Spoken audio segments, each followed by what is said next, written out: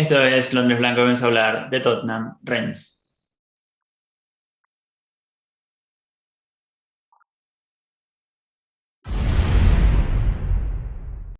Acá estamos, esta vez, en otra previa más en este canal, hoy para hablar justamente de la primera fecha de esta Conference League en lo que es la fase de grupos, porque ya tuvimos los playoffs, que se jugará este jueves 16 a las 13:45 horario argentino, como siempre les dejamos acá los horarios en los demás países. Se jugará en Francia, el Tottenham debe visitar al Stade Rennais, más conocido como Rennes, que obviamente es un club francés de la región de Bretaña dentro de Francia, por eso también se lo llaman los bretones, una región que queda al noroeste de Francia, y juegan en Roazhon Park, que es donde se va a jugar el partido obviamente, donde se espera que haya algo de 10.000 aficionados locales y tan solo 500 del Tottenham para este partido, que como habíamos dicho es la primera fecha del grupo G de la Conference League, una competición que quizás no tiene tanto valor o tanto nombre, pero justamente en esta primera fecha del grupo nos toca enfrentar a uno de los rivales que tiene más nombre, se podría decir, dentro de toda la competición, junto a la Roma también, por ejemplo, porque es el representante de Francia en esta competición contra el representante de Inglaterra en esta competición, obviamente, por lo que puede ser uno de los partidos quizás más atractivos de esta competición, pero quizás no tanto el partido más complicado, se podría decir, porque después lo vamos a ver, pero en el momento que se encuentran quizás no es el mejor en sus últimos tiempos, y por esta misma competición vamos a estar enfrentando al Mura de local a fines de mes, que se supone que es el partido más asequible de todos. Visitaremos al Vitesse en Holanda en octubre. Para el principio de noviembre los recibiremos al Vitesse en casa. Visitaremos a Mura también a fines de noviembre en Eslovenia y cerraremos justamente ante este mismo rival en diciembre, que todos sabemos lo que diciembre significa, sobre todo para el calendario de un club inglés apretadísimo, y justamente nos toca el rival más complicado para esas fechas. Entonces, por eso queríamos remarcar el calendario, cómo viene esa competición, y remarcar que es bastante importante poder sacar una victoria, porque sería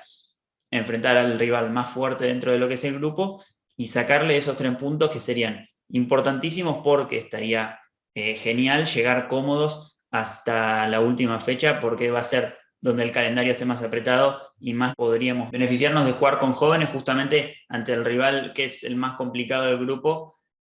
porque justamente es un equipo que, como para conocerlo un poco más, además de tener, por ejemplo, una gran cantera de donde salieron nombres como Ousmane Dembélé, que lo vendieron por 35 millones de euros, Camavinga por 30, también vendido recientemente, Ismail Azar, jugador que ahora está en el Watford, también vendido por la misma suma, o también Edouard Mendy, arquero del Chelsea actualmente, de gran nivel en la actualidad justamente. Además de tener esta gran cantera,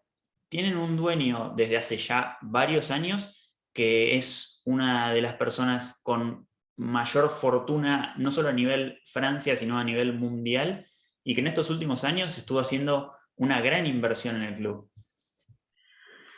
Sí, Mati, la verdad es que François Pinault es uno de los billonarios más ricos de todo el mundo. De hecho, la verdad es que me quedé helado cuando entré a la lista de billonarios actualizada de Bloomberg y lo vi número 24 de todo el mundo, tercero en Francia. Em, para dar una referencia y que la gente pueda entender cuán rico es el dueño del Stade Reims, em, tiene una fortuna de 52 billones, que es más de 10 veces la fortuna de Joseph Lewis, que atesora de 4,5 o 4,3 billones, dependiendo de cuándo se tome la fecha. Em, es decir, estamos ante un dueño que tiene una fortuna incalculable y que la está traduciendo en inversión para el club. Y por eso quiero remarcar algo aparte de hablar, ¿no?, de las compras que han hecho y la inteligencia en las compras que han hecho, voy a marcar algo que vos decías desde otro lugar también, ¿no? Que justamente hablabas del tema calendario, que el último partido justamente contra ellos la peor parte o en el comienzo de diciembre, que es el peor momento. Un equipo que viene de hacer compras tan inteligentes realmente como sacar a Loic Badé del Lens,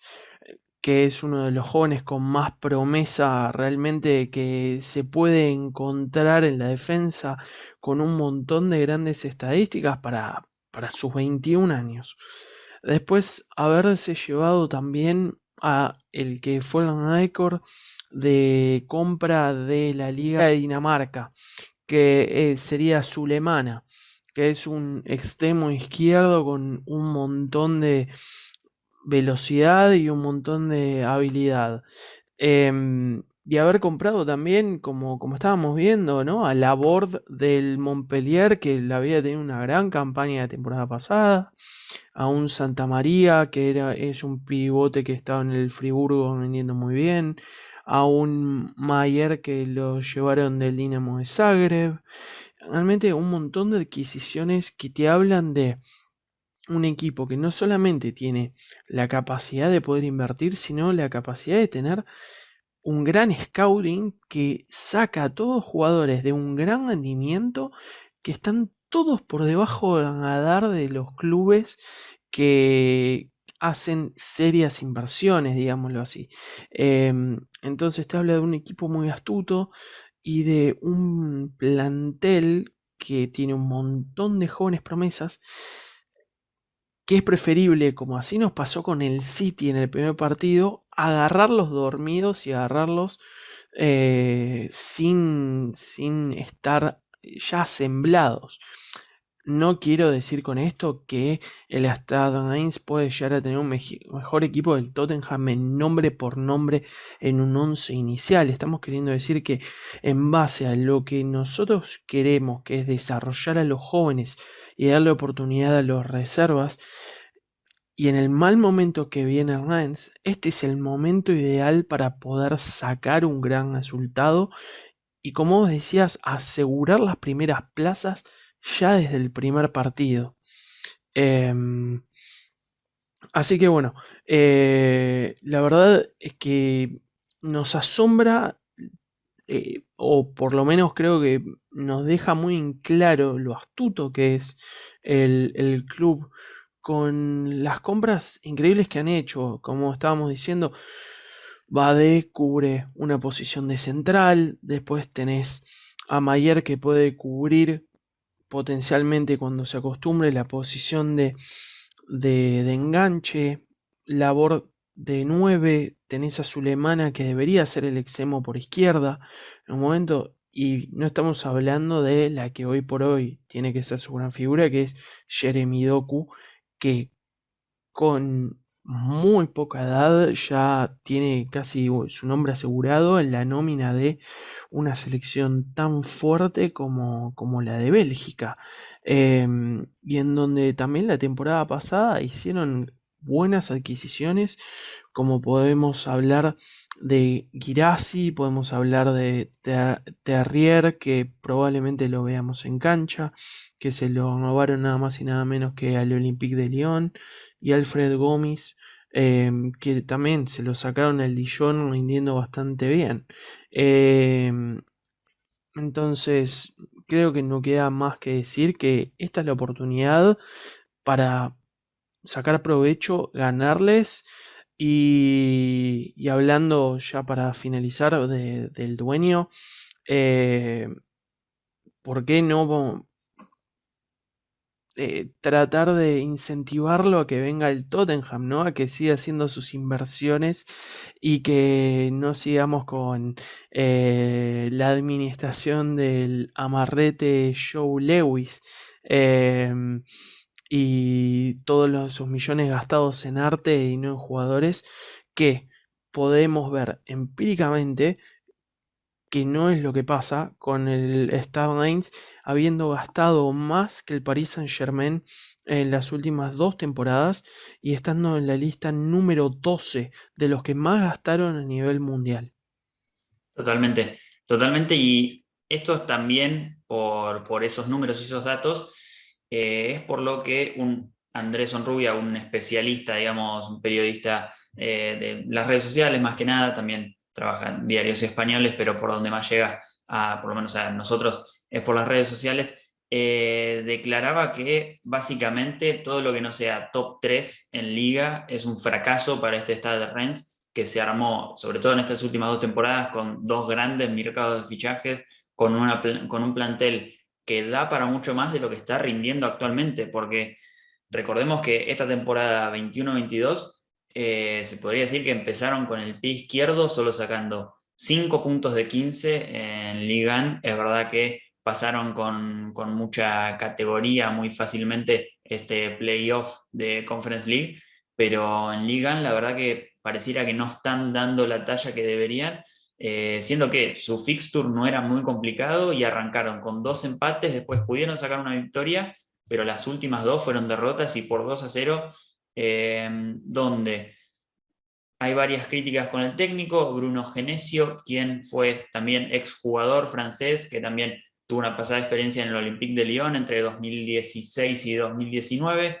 donde no consiguió hacerse con ningún título, en ningún otro club tampoco lo consiguió, quedando en sus 4 temporadas una vez segundo en liga, que fue la primera, y las otras 3 en tercer lugar. El mismo Andrés Onrubia, el periodista como especialista en el fútbol francés, describía al equipo, a este Rennes, como un equipo que tenía buena salida de pelota, muy elaborada y muy trabajada por el técnico, que se notaba mucho su trabajo en cuanto a cómo salir con la pelota y arrancar el juego, con dos laterales que se cerraban en el juego, jugando por dentro, estilo Manchester City, por ejemplo, lo vimos en la Premier League, y con dos extremos que describías antes a Sulemana y Doku, que son dos puñales por la banda, pero lo que le faltaba era ese producto final, ese último gesto en la cancha. También supo decir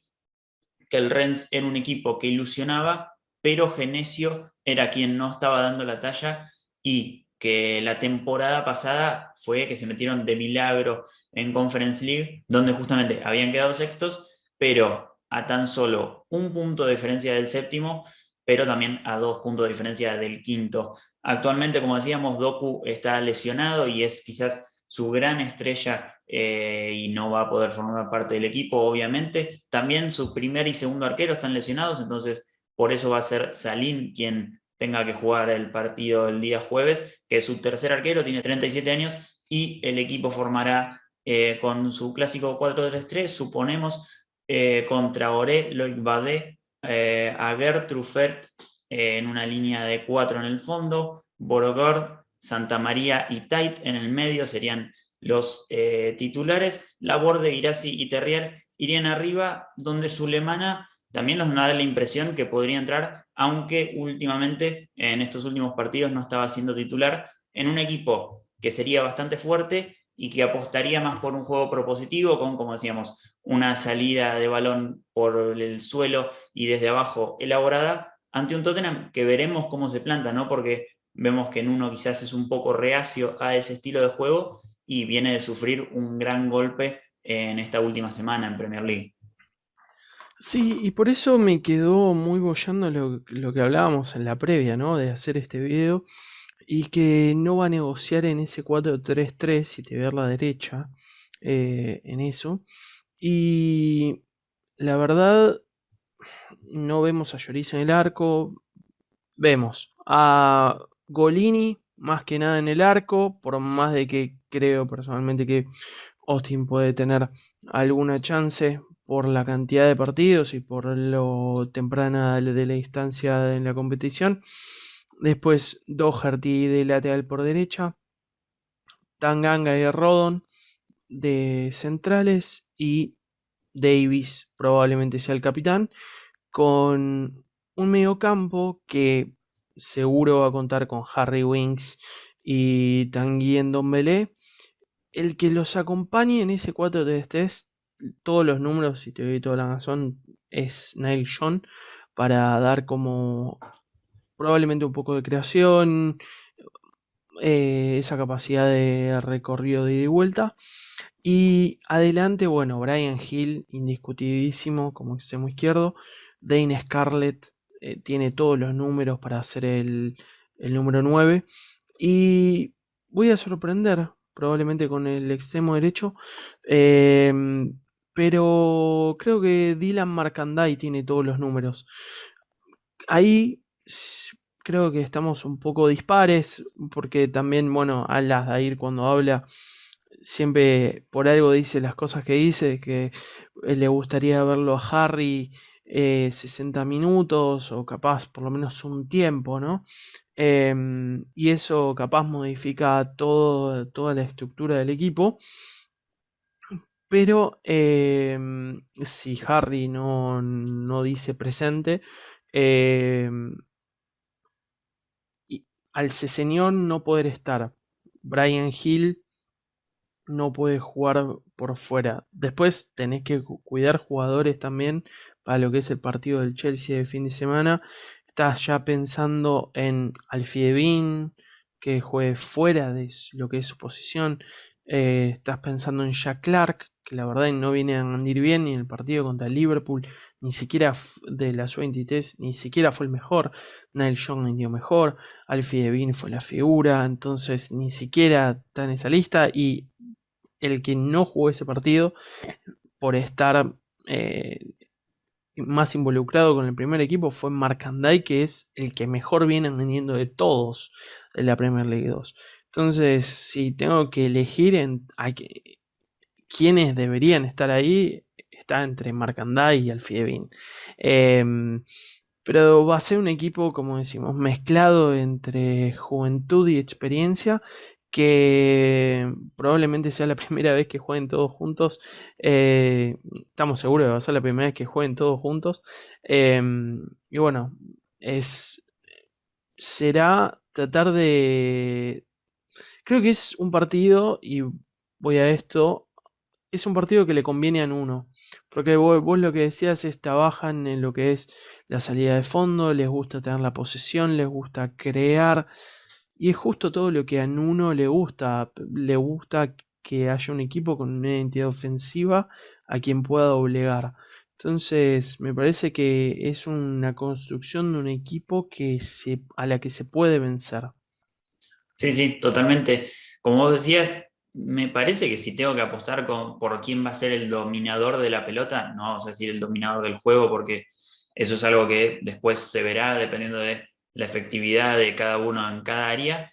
pero el que va a tener más tiempo la pelota pareciera indicar todo este análisis que estuvimos haciendo, que va a ser el equipo francés, el Stade de Reims, porque la verdad que al ser esto tan claro, digamos, jugar en un 4-3-3, con un fútbol bastante más enfocado en lo ofensivo, con una buena salida de fondo, todo parece indicar que el Tottenham va a salir un poco más resguardado e intentar de jugar a la contra con sus...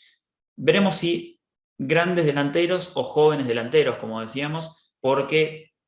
todo tiene que ver con lo que va a estar pasando el domingo, con lo que es un gran duelo donde recibiremos al Chelsea, que próximamente también tendremos la previa en el canal dentro de muy poco, y por eso planteábamos si quizás es mejor darle 60 minutos a Kane, o quizás es mejor que descanse, o quizás es mejor que, no sé, esté Lucas Moura, por ejemplo, que es el único de los que esperamos que sean titulares y todos están correctamente desde lo físico, a ver si le damos minutos o no, el tema Nigel John en el mediocampo, capaz puede llegar a aparecer Højbjerg, quien dice que no. Entonces, todo este encuentro está primero sugestionado por el mismo encuentro en sí, por el rival, pero también por lo que es lo que se viene en el domingo, que es no solo un derby, sino un partido importantísimo después de una caída por 3-0 en Premier y haber arrancado también, poder con una victoria de local con nuestra gente arrancar de nuevo a tener esa escalada, no solo en la tabla, sino también en lo que es el juego del equipo y empezar a tener un poco más de convicciones. Así que esperemos que les haya gustado esta previa, que intentamos de hacerla un poco más producida en general, investigando bien al rival, Esperemos que les guste y si les gustó, déjennos sus comentarios. Sobre todo, déjennos el equipo de Tottenham que esperan ustedes, porque la verdad hay grandes incógnitas. Me parece que en la defensa no, pero sobre todo el mediocampo en adelante, la verdad que sí. Así que déjennos sus opiniones ahí y demás, todo lo que tenga que ver con este partido, obviamente. Nos pueden seguir en nuestras redes sociales que están acá abajo, suscríbanse y nos estaremos viendo próximamente. Muchísimas gracias a todos. Déjennos, como decía Mati, sus comentarios y adiós.